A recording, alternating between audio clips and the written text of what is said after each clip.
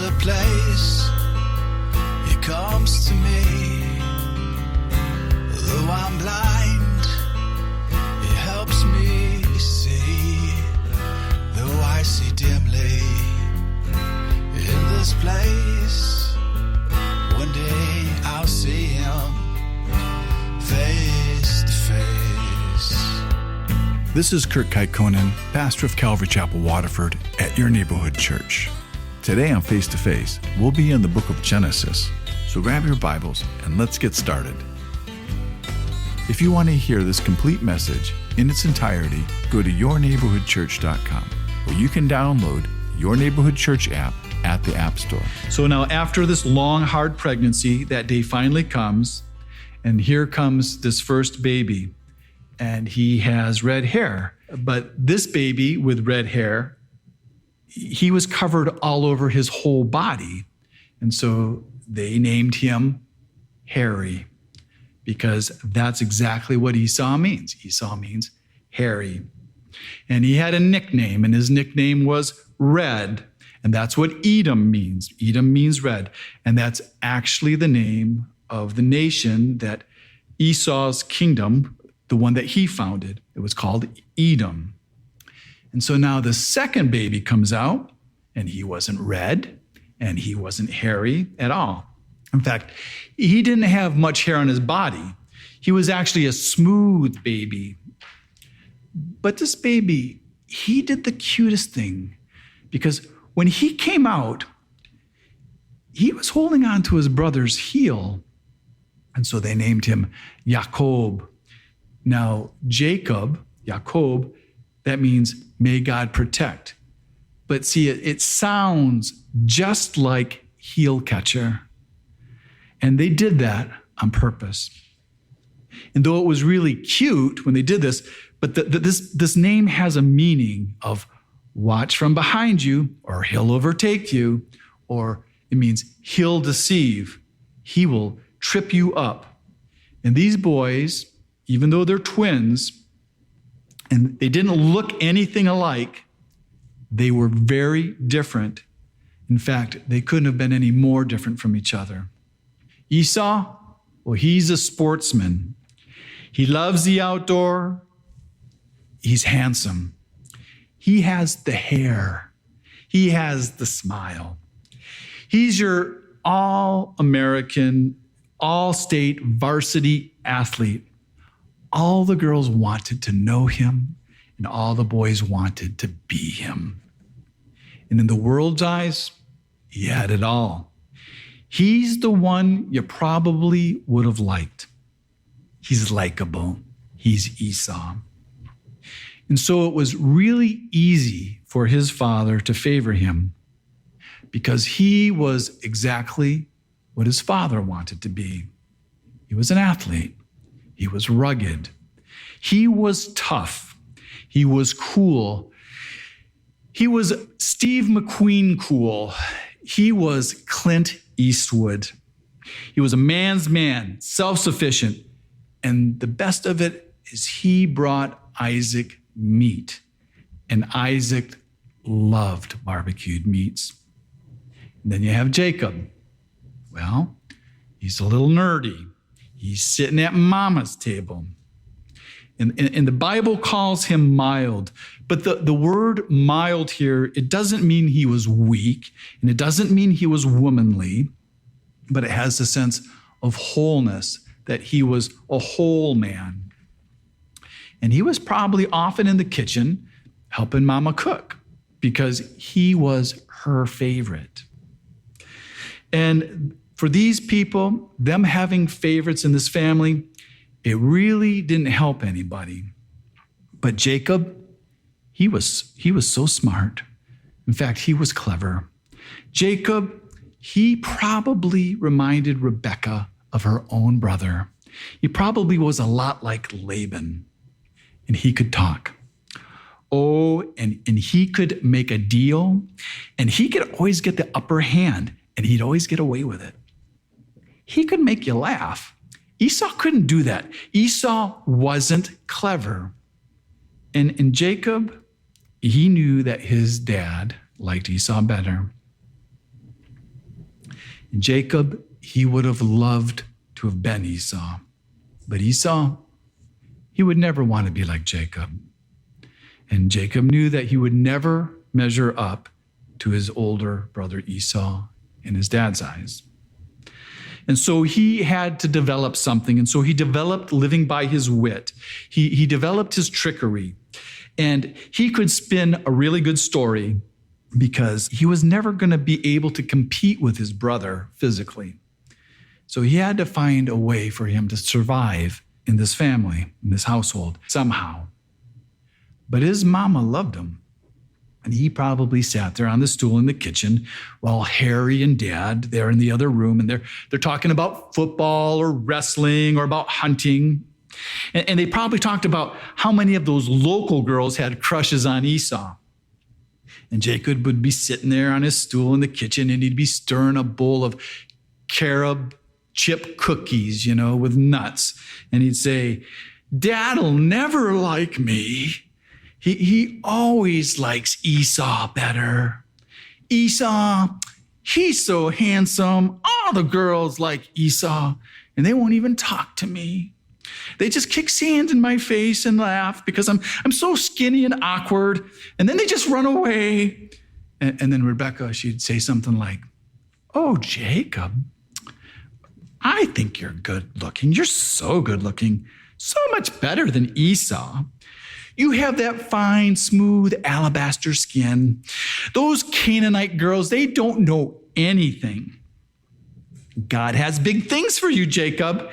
And I know because God told me you're going to be successful and so much more important than your brother Esau.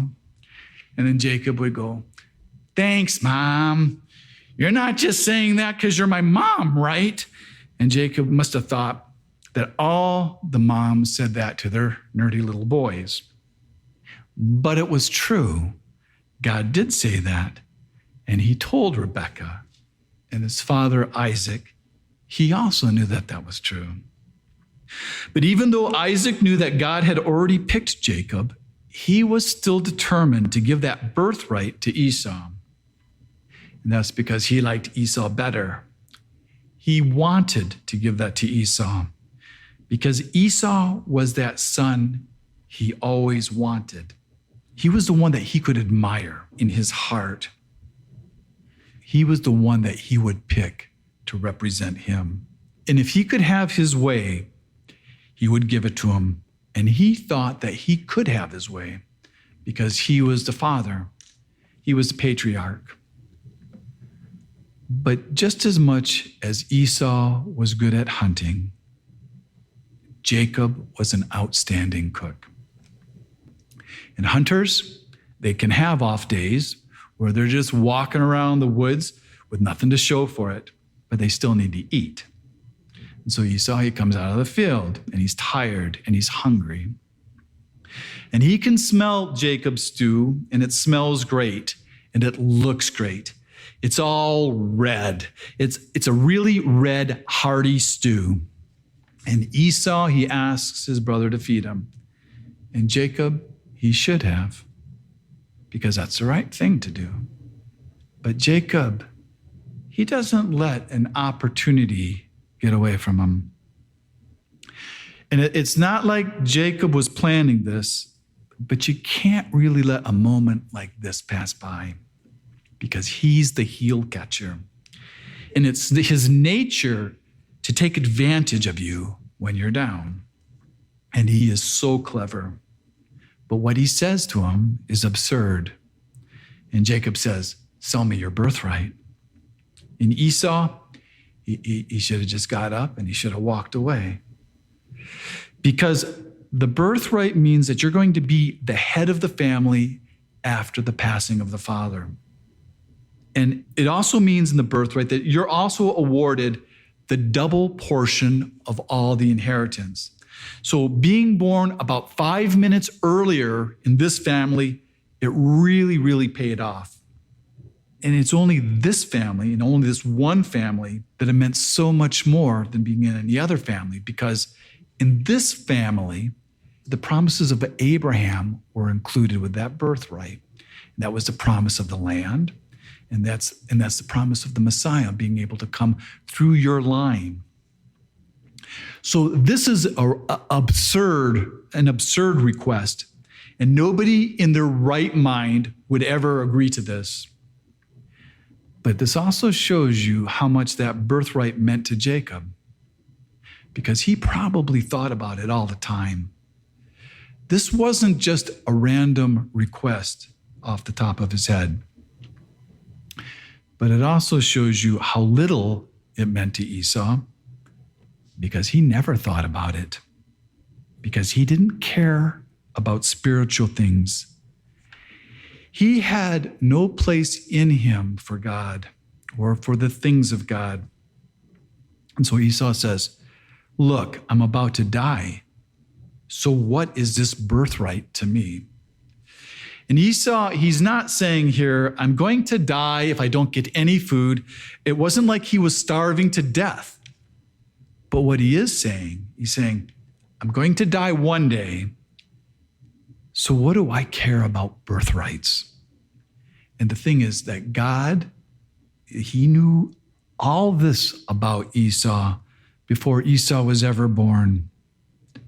And that's why he didn't pick him. Because see, there's another truth here. Jacob, he never needed to deceive his brother Esau out of the birthright because it was already his.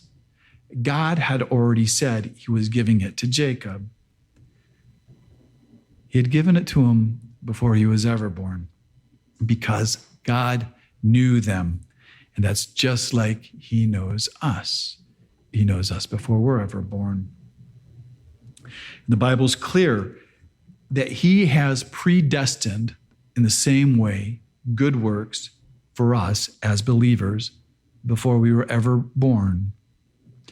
Because God knows those who will love him, and he knows those who don't love him, and he knows those who will come to him, and he knows those who will never come to him, because he foreknew them, and that's just like how he foreknew us. And we get a little detail in Hebrews chapter 12, verse 16, where it describes Esau to us. And it says, Esau was a profane person. And profane person means that he was a godless person. And it also describes him as a fornicator, because Esau, he loves all the worldly fleshy things. He has no place for God in his life. So God has no place for him. And this birthright, it was the greatest heritage of all peoples ever, the whole world. And Esau, he traded it for a lunch, for a bowl of soup. And so when Esau, when he left there, he just wiped his mouth and he walked away, and he never thought about it. You've been listening to Face to Face. Face to Face on this radio station has been provided by Your Neighborhood Church. If you want to help support Face to Face and put this program on other stations just like yours, you can contact us at yourneighborhoodchurch.com or write Your Neighborhood Church, P.O. Box 500, Romeo, Michigan 48065. There's a place he comes to me. Though I'm blind, he helps me see. Though I see dimly in this place, one day I'll see him face to face. Tune in again tomorrow at this same time as we continue to go through the Bible.